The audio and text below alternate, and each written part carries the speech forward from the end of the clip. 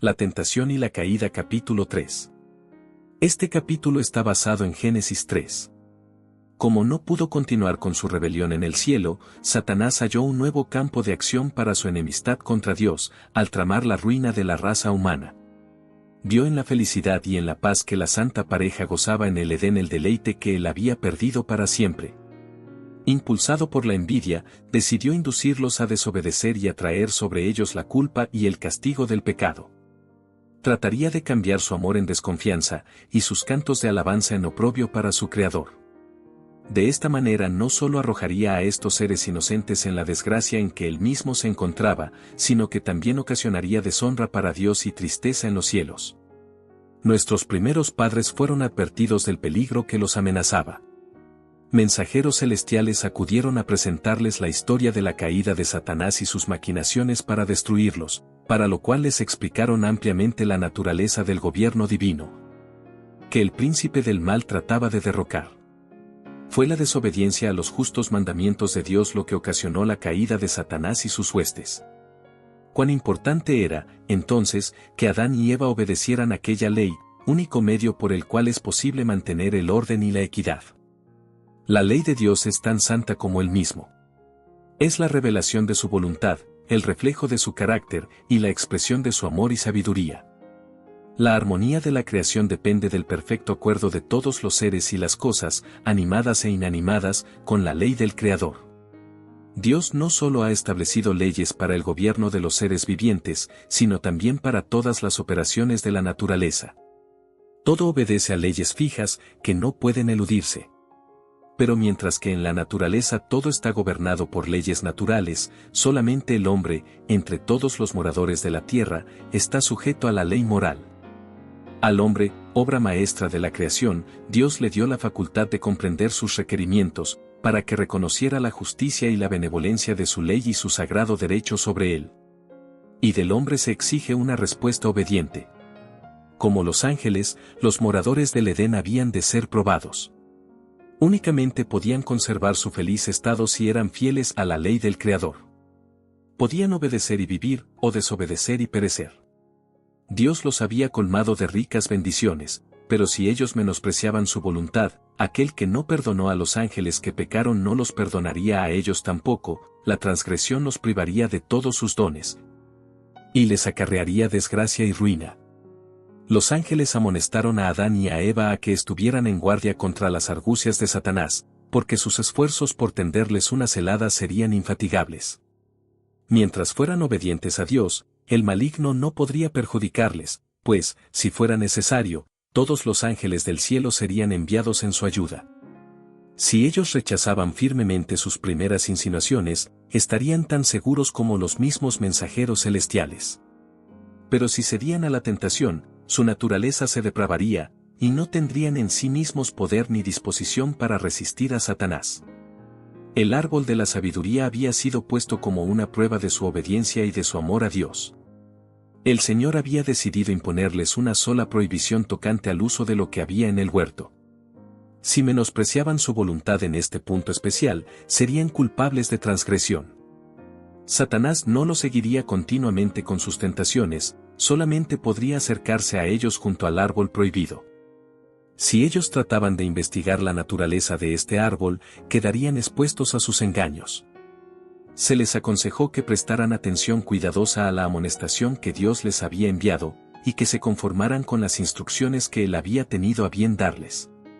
Para conseguir lo que quería sin ser advertido, Satanás escogió como medio a la serpiente, disfraz bien adecuado para su proyecto de engaño. La serpiente era en aquel entonces uno de los seres más inteligentes y bellos de la tierra. Tenía alas, y cuando volaba presentaba una apariencia deslumbradora, con el color y el brillo del oro bruñido. Posada en las cargadas ramas del árbol prohibido, mientras comía su delicioso fruto, cautivaba la atención y deleitaba la vista que la contemplaba. Así, en el huerto de paz, el destructor acechaba a su presa. Los ángeles habían prevenido a Eva a tener cuidado de no separarse de su esposo mientras él estaba ocupado en su trabajo cotidiano en el huerto, estando con él correría menos peligro de caer en tentación que estando sola. Pero distraída en sus agradables labores, inconscientemente se alejó del lado de su esposo. Al verse sola, tuvo un presentimiento del peligro, pero desechó sus temores, diciéndose a sí misma que tenía suficiente sabiduría y poder para comprender el mal y resistirlo. Desdeñando la advertencia de los ángeles, muy pronto se encontró extasiada, mirando con curiosidad y admiración el árbol prohibido. El fruto era bello, y se preguntaba por qué Dios se lo había vedado. Esta fue la oportunidad de Satanás. Como discerniendo sus pensamientos, se dirigió a ella diciendo, ¿con qué Dios os ha dicho, no comáis de ningún árbol del huerto?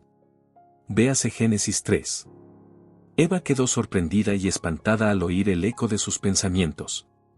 Pero, con voz melodiosa, la serpiente siguió con sutiles alabanzas de su hermosura, y sus palabras no fueron desagradables a Eva. En lugar de huir de aquel lugar, permaneció en él, maravillada de oír hablar a la serpiente. Si se hubiese dirigido a ella un ser como los ángeles, hubiera sentido temor, pero no se imaginó que la encantadora serpiente pudiera convertirse en instrumento del enemigo caído. A la capciosa pregunta de Satanás, Eva contestó, del fruto de los árboles del huerto podemos comer, pero del fruto del árbol que está en medio del huerto dijo Dios, no comeréis de él, ni lo tocaréis, para que no muráis. Entonces la serpiente dijo a la mujer, no moriréis. Pero Dios sabe que el día que comáis de él serán abiertos vuestros ojos y seréis como Dios, conocedores del bien y el mal. Le dijo que al comer del fruto de este árbol, alcanzarían una esfera de existencia más elevada y entrarían en un campo de sabiduría más amplio. Añadió que él mismo había comido de ese fruto prohibido y como resultado había adquirido el don de la palabra. Insinuó que por egoísmo el Señor no quería que comieran del fruto, pues entonces se elevarían a la igualdad con él. Manifestó Satanás que Dios les había prohibido que gustasen del fruto de aquel árbol o que lo tocasen, debido a las maravillosas propiedades que tenía de dar sabiduría y poder. El tentador afirmó que jamás llegaría a cumplirse la divina advertencia, que les fue hecha meramente para intimidarlos. ¿Cómo sería posible que ellos murieran? ¿No habían comido del árbol de la vida? Agregó el tentador que Dios estaba tratando de impedirles alcanzar un desarrollo superior y mayor felicidad. Esta es la labor que Satanás ha llevado adelante con gran éxito, desde los días de Adán hasta el presente. Tienta a los hombres a desconfiar del amor de Dios y a dudar de su sabiduría. Constantemente pugna por despertar en los seres humanos un espíritu de curiosidad irreverente, un inquieto e inquisitivo deseo de penetrar en los inescrutables secretos del poder y la sabiduría de Dios.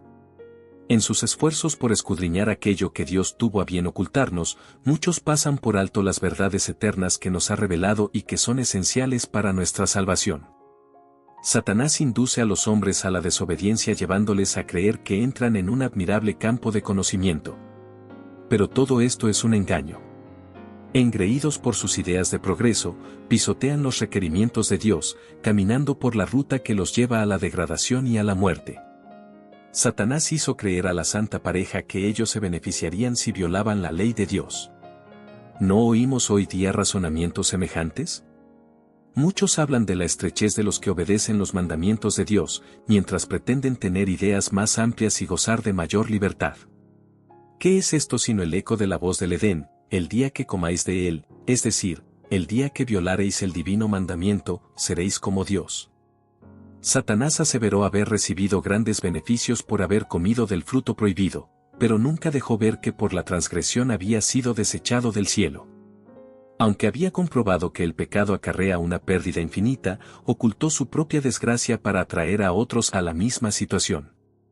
Así también el pecador trata de disfrazar su verdadero carácter, puede pretender ser santo, pero su elevada profesión únicamente hace de él un embaucador tanto más peligroso.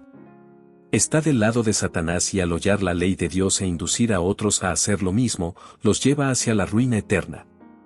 Eva creyó realmente las palabras de Satanás, pero esta creencia no la salvó de la pena del pecado. No creyó en las palabras de Dios, y esto la condujo a su caída. En el juicio final, los hombres no serán condenados porque creyeron concienzudamente una mentira, sino porque no creyeron la verdad, porque descuidaron la oportunidad de aprender la verdad. No obstante, los sofismas con que Satanás trata de establecer lo contrario, siempre es desastroso desobedecer a Dios. Debemos aplicar nuestros corazones a buscar la verdad. Todas las lecciones que Dios mandó registrar en su palabra son para nuestra advertencia e instrucción. Fueron escritas para salvarnos del engaño. El descuidarlas nos traerá la ruina. Podemos estar seguros de que todo lo que contradiga la palabra de Dios procede de Satanás. La serpiente tomó del fruto del árbol prohibido y lo puso en las manos vacilantes de Eva. Entonces le recordó sus propias palabras referentes a que Dios les había prohibido tocarlo, so pena de muerte. Le manifestó que no recibiría más daño de comer el fruto que de tocarlo. No experimentando ningún mal resultado por lo que había hecho, Eva se atrevió a más. Vio que el árbol era bueno para comer, agradable a los ojos y deseable para alcanzar la sabiduría, tomó de su fruto y comió. Génesis 3:6. Era agradable al paladar, y a medida que comía, parecía sentir una fuerza vivificante, y se figuró que entraba en un estado más elevado de existencia. Sin temor, tomó el fruto y lo comió. Y ahora, habiendo pecado, ella se convirtió en el agente de Satanás para labrar la ruina de su esposo. Con extraña y anormal excitación, y con las manos llenas del fruto prohibido, lo buscó y le relató todo lo que había ocurrido. Una expresión de tristeza cubrió el rostro de Adán. Quedó atónito y alarmado. A las palabras de Eva contestó que ese debía ser el enemigo contra quien se los había prevenido, y que conforme a la sentencia divina ella debía morir. En respuesta, Eva lo instó a comer, repitiendo el aserto de la serpiente de que no morirían. Alegó que las palabras de la serpiente debían ser ciertas puesto que no sentía ninguna evidencia del desagrado de Dios, sino que, al contrario, experimentaba una deliciosa y alborozante influencia, que conmovía todas sus facultades con una nueva vida, que le parecía semejante a la que inspiraba a los mensajeros celestiales. Adán comprendió que su compañera había violado el mandamiento de Dios, menospreciando la única prohibición que les había sido puesta como una prueba de su fidelidad y amor. Se desató una terrible lucha en su mente. Lamentó haber dejado a Eva separarse de su lado. Pero ahora el error estaba cometido, debía separarse de su compañía, que le había sido de tanto gozo. ¿Cómo podría hacer eso? Adán había gozado el compañerismo de Dios y de los santos ángeles. Había contemplado la gloria del Creador. Comprendía el elevado destino que aguardaba al linaje humano si los hombres permanecían fieles a Dios. Sin embargo, se olvidó de todas estas bendiciones ante el temor de perder el don que apreciaba más que todos los demás. El amor, la gratitud y la lealtad al Creador, todo fue desestimado por amor a Eva. Ella era parte de sí mismo, y Adán no podía soportar la idea de una separación. No alcanzó a comprender que el mismo poder infinito que lo había creado del polvo de la tierra y hecho de él un ser viviente de hermosa forma y que, como demostración de su amor, le había dado una compañera, podía muy bien proporcionarle otra. Adán decidió compartir la suerte de Eva. Si ella debía morir, él moriría con ella. Al fin y al cabo, se dijo Adán, ¿no podrían ser verídicas las palabras de la sabia serpiente? Eva estaba ante él, tan bella y aparentemente tan inocente como antes de su desobediencia. Le expresaba mayor amor que antes. Ninguna señal de muerte se notaba en ella, y así decidió hacer frente a las consecuencias. Tomó el fruto y lo comió de inmediato. Después de su transgresión, Adán se imaginó al principio que entraba en un plano superior de existencia. Pero pronto la idea de su pecado lo llenó de terror. El aire que hasta entonces había sido de temperatura suave y uniforme pareció enfriar los cuerpos de la culpable pareja. El amor y la paz que habían disfrutado desapareció, y en su lugar sintieron el remordimiento del pecado, el temor al futuro y la desnudez del alma. El manto de luz que los había cubierto desapareció, y para reemplazarlo hicieron delantales, porque no podían presentarse desnudos a la vista de Dios y los santos ángeles. Ahora comenzaron a ver el verdadero carácter de su pecado. Adán increpó a su compañera por su locura de apartarse de su lado y dejarse engañar por la serpiente, pero ambos presumían que aquel que les había dado tantas muestras de su amor perdonaría esa sola y única transgresión, o que no se verían sometidos al castigo tan terrible que habían temido. Satanás se regocijó de su triunfo. Había tentado a la mujer a desconfiar del amor de Dios, a dudar de su sabiduría, y a violar su ley, y por su medio, causar la caída de Adán. Pero el gran legislador iba a revelar a Adán y a Eva las consecuencias de su pecado. La presencia divina se manifestó en el huerto. En su anterior estado de inocencia y santidad solían dar alegremente la bienvenida a la presencia de su Creador, pero ahora huyeron aterrorizados y se escondieron en el lugar más apartado del huerto. Pero Jehová Dios llamó al hombre y le preguntó, ¿dónde estás? Él respondió, oí tu voz en el huerto y tuve miedo, porque estaba desnudo, por eso me escondí. Entonces Dios le preguntó, ¿quién te enseñó que estabas desnudo? ¿Acaso has comido del árbol del cual yo te mandé que no comieras? Génesis 3, 9-11. Adán no podía negar ni disculpar su pecado, pero en vez de mostrar arrepentimiento, culpó a su esposa, y de esa manera al mismo Dios, la mujer que me diste por compañera me dio del árbol, y yo comí. Génesis 3:12. El que por amor a Eva había escogido deliberadamente perder la aprobación de Dios, su hogar en el paraíso y una vida de eterno regocijo. Ahora después de su caída culpó de su transgresión a su compañera y aún a su mismo Creador. Tan terrible es el poder del pecado. Cuando la mujer fue interrogada, ¿qué es lo que has hecho?, contestó, la serpiente me engañó, y comí. ¿Por qué creaste la serpiente? ¿Por qué la dejaste entrar en Edén? Estas eran las preguntas implícitas en sus disculpas por su pecado. Así como Adán, ella culpó a Dios por su caída. El espíritu de autojustificación se originó en el padre de la mentira, lo manifestaron nuestros primeros padres tan pronto como se sometieron a la influencia de Satanás, y se ha visto en todos los hijos e hijas de Adán. En vez de confesar humildemente su pecado, tratan de justificarse culpando a otros, a las circunstancias, a Dios, y hasta murmuran contra las bendiciones divinas. El Señor sentenció entonces a la serpiente, por cuanto esto hiciste, maldita serás entre todas las bestias y entre todos los animales del campo. Sobre tu vientre te arrastrarás y polvo comerás todos los días de tu vida. Génesis 3:14. Puesto que la serpiente había sido el instrumento de Satanás, compartiría con él la pena del juicio divino. Después de ser la más bella y admirada criatura del campo, iba a ser la más envilecida y detestada de todas, temida y odiada tanto por el hombre como por los animales. Las palabras dichas a la serpiente se aplican directamente al mismo Satanás y señalan su derrota y destrucción final. Pondré enemistad entre ti y la mujer, y entre tu simiente y la simiente suya. Esta te herirá en la cabeza, y tú la herirás en el talón. Génesis 3:15. A Eva se le habló de la tristeza y los dolores que sufriría. Y el Señor dijo, tu deseo será para tu marido y él se enseñoreará de ti. Génesis 3:16. En la creación Dios la había hecho igual a Adán. Si hubieran permanecido obedientes a Dios, en concordancia con su gran ley de amor, siempre habrían estado en mutua armonía, pero el pecado había traído discordia. Y ahora la unión y la armonía podían mantenerse únicamente mediante la sumisión del uno o del otro. Eva había sido la primera en pecar, había caído en tentación por haberse separado de su compañero, contrariando la instrucción divina. Adán pecó a sus instancias, y ahora ella fue puesta en sujeción a su marido.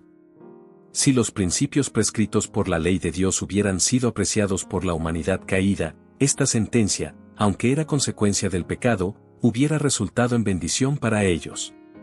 Pero el abuso de parte del hombre de la supremacía que se le dio, a menudo ha hecho muy amarga la suerte de la mujer y ha convertido su vida en una carga. Junto a su esposo, Eva había sido perfectamente feliz en su hogar edénico, pero, a semejanza de las inquietas Evas de hoy, se lisonjeaba con ascender a una esfera superior a la que Dios le había designado. En su afán de subir más allá de su posición original, descendió a un nivel más bajo. El mismo resultado obtendrán las mujeres que no están dispuestas a cumplir alegremente los deberes de su vida de acuerdo al plan de Dios. En su esfuerzo por alcanzar posiciones para las cuales Dios no las ha preparado, muchas están dejando vacío el lugar donde podrían ser una bendición. En su deseo de lograr una posición más elevada, muchas han sacrificado su verdadera dignidad femenina y la nobleza de su carácter, y han dejado sin hacer la obra misma que el cielo les señaló. Dios manifestó a Adán, por cuanto obedeciste a la voz de tu mujer y comiste del árbol de que te mandé diciendo, no comerás de él, maldita será la tierra por tu causa, con dolor comerás de ella todos los días de tu vida. Espinos y cardos te producirá y comerás plantas del campo. Con el sudor de tu rostro comerás el pan, hasta que vuelvas a la tierra, porque de ella fuiste tomado, pues polvo eres y al polvo volverás. Génesis 3, 17-19. Era voluntad de Dios que la inmaculada pareja no conociera absolutamente nada de lo malo. Les había dado abundantemente el bien y vedado el mal. Pero, contra su mandamiento, habían comido del fruto prohibido, y ahora continuarían comiéndolo y conocerían el mal todos los días de su vida. Desde entonces el linaje humano sufriría las acechanzas de Satanás. En lugar de las agradables labores que se les habían asignado hasta entonces, la ansiedad y el trabajo serían su suerte. Estarían sujetos a desengaños, aflicciones, dolor y al fin, a la muerte.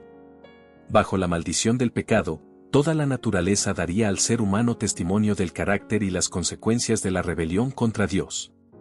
Cuando Dios creó al hombre lo hizo señor de toda la tierra y de todos los seres que la habitaban. Mientras Adán permaneció leal a Dios, toda la naturaleza se mantuvo bajo su señorío. Pero cuando se rebeló contra la ley divina, las criaturas inferiores se rebelaron contra su dominio. Así el Señor, en su gran misericordia, quiso enseñar al hombre la santidad de su ley e inducirlo a ver por su propia experiencia el peligro de hacerla a un lado, aun en lo más mínimo. La vida de trabajo y cuidado, que en lo sucesivo sería el destino del hombre, le fue asignada por amor a él. Era una disciplina que su pecado había hecho necesaria para frenar la tendencia a ceder a los apetitos y las pasiones y para desarrollar hábitos de dominio propio. Era parte del gran plan de Dios para rescatar al hombre de la ruina y la degradación del pecado. La advertencia hecha a nuestros primeros padres, porque el día que de él comas, ciertamente morirás, Génesis 2:17, no significaba que morirían el mismo día en que comieran del fruto prohibido, sino que ese día sería dictada la irrevocable sentencia. La inmortalidad les había sido prometida bajo condición de que fueran obedientes, pero mediante la transgresión perderían su derecho a la vida eterna. El mismo día en que pecaran serían condenados a muerte. Para que poseyera una existencia sin fin, el hombre debía continuar comiendo del árbol de la vida. Privado de este alimento, vería su vitalidad disminuir gradualmente hasta extinguirse la vida. Era el plan de Satanás que Adán y Eva desagradaran a Dios mediante su desobediencia, y esperaba que luego, sin obtener perdón, siguieran comiendo del árbol de la vida, y perpetuaran así una vida de pecado y miseria. Pero después de la caída, se encomendó a los santos ángeles que custodiaran el árbol de la vida. Estos ángeles estaban rodeados de rayos luminosos semejantes a espadas resplandecientes. A ningún miembro de la familia de Adán se le permitió traspasar esa barrera para comer del fruto de la vida, de ahí que no exista pecador inmortal. La ola de angustia que siguió a la transgresión de nuestros primeros padres es considerada por muchos como un castigo demasiado severo para un pecado tan insignificante. Y ponen en tela de juicio la sabiduría y la justicia de Dios en su trato con el hombre. Pero si estudiaran más profundamente el asunto, podrían discernir su error. Dios creó al hombre a su semejanza, libre de pecado. La tierra había de ser poblada con individuos un poco menor a los ángeles, pero debía probarse su obediencia, pues Dios no había de permitir que el mundo se llenara de personas que menospreciaran su ley. No obstante, en su gran misericordia, no señaló a Adán una prueba severa.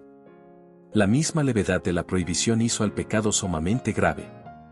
Si Adán no pudo resistir la prueba más ínfima, tampoco habría podido resistir una mayor, si se le hubiesen confiado responsabilidades más importantes. Si Adán hubiera sido sometido a una prueba mayor, entonces aquellos cuyos corazones se inclinan hacia lo malo se habrían disculpado diciendo, esto es algo insignificante, y Dios no es exigente en las cosas pequeñas. Y así hubiera habido continuas transgresiones en las cosas aparentemente pequeñas, que pasan sin censura entre los hombres. Pero Dios indicó claramente que el pecado en cualquier grado lo ofende. A Eva le pareció de poca importancia desobedecer a Dios al comer del fruto del árbol prohibido y al tentar a su esposo a que pecara también, pero su pecado inició la inundación del dolor sobre el mundo. ¿Quién puede saber, en el momento de la tentación, las terribles consecuencias de un solo paso errado? Muchos que enseñan que la ley de Dios no es obligatoria para el hombre, alegan que es imposible obedecer sus preceptos. Pero si eso fuera cierto, ¿por qué sufrió Adán el castigo por su pecado? El pecado de nuestros primeros padres trajo sobre el mundo la culpa y la angustia, y si no se hubieran manifestado la misericordia y la bondad de Dios, la raza humana se habría sumido en irremediable desesperación. Nadie se engañe. La paga del pecado es muerte. Romanos 6:23. La ley de Dios no puede violarse ahora más impunemente que cuando se pronunció la sentencia contra el Padre de la humanidad. Después de su pecado, Adán y Eva no pudieron seguir morando en el Edén. Suplicaron fervientemente a Dios que les permitiera permanecer en el hogar de su inocencia y regocijo. Confesaron que habían perdido todo derecho a aquella feliz morada, y prometieron prestar estricta obediencia a Dios en el futuro. Pero se les dijo que su naturaleza se había depravado por el pecado, que había disminuido su poder para resistir al mal, y que habían abierto la puerta para que Satanás tuviera más fácil acceso a ellos. Si siendo inocentes habían cedido a la tentación, ahora, en su estado de consciente culpabilidad, tendrían menos fuerza para mantener su integridad. Con humildad e inenarrable tristeza se despidieron de su bello hogar y fueron a morar en la tierra, sobre la cual descansaba la maldición del pecado. La atmósfera, de temperatura antes tan suave y uniforme, estaba ahora sujeta a grandes cambios, y misericordiosamente, el Señor les proveyó de vestidos de pieles para protegerlos de los extremos del calor y del frío. Cuando vieron en la caída de las flores y las hojas los primeros signos de la decadencia, Adán y su compañera se apenaron más profundamente de lo que hoy se apenan los hombres que lloran a sus muertos. La muerte de las delicadas y frágiles flores fue en realidad un motivo de tristeza, pero cuando los bellos árboles dejaron caer sus hojas, la escena les recordó vivamente la fría realidad de que la muerte es el destino de todo lo que tiene vida. El huerto del Edén permaneció en la tierra mucho tiempo después que el hombre fuera expulsado de sus agradables senderos. Véase Génesis 4:16. Durante mucho tiempo después, se le permitió a la raza caída contemplar de lejos el hogar de la inocencia, cuya entrada estaba vedada por los vigilantes ángeles. En la puerta del paraíso, custodiada por querubines, se revelaba la gloria divina. Allí iban Adán y sus hijos a adorar a Dios. Allí renovaban sus votos de obediencia a aquella ley cuya transgresión los había arrojado del Edén. Cuando la ola de iniquidad cubrió al mundo, y la maldad de los hombres trajo su destrucción por medio del diluvio, la mano que había plantado el Edén lo quitó de la tierra. Pero en la restitución final, cuando haya un cielo nuevo, y una tierra nueva, Apocalipsis 21:1, será restaurado y más gloriosamente embellecido que al principio. Entonces los que hayan guardado los mandamientos de Dios respirarán llenos de inmortal vigor bajo el árbol de la vida. Y al través de las edades sin fin los habitantes de los mundos sin pecado contemplarán en aquel huerto de delicias un modelo de la perfecta obra de la creación de Dios, incólume de la maldición del pecado. Una muestra de lo que toda la tierra habría llegado a ser si el hombre hubiera cumplido el glorioso plan de Dios. pp 31, NAL, pp 41.4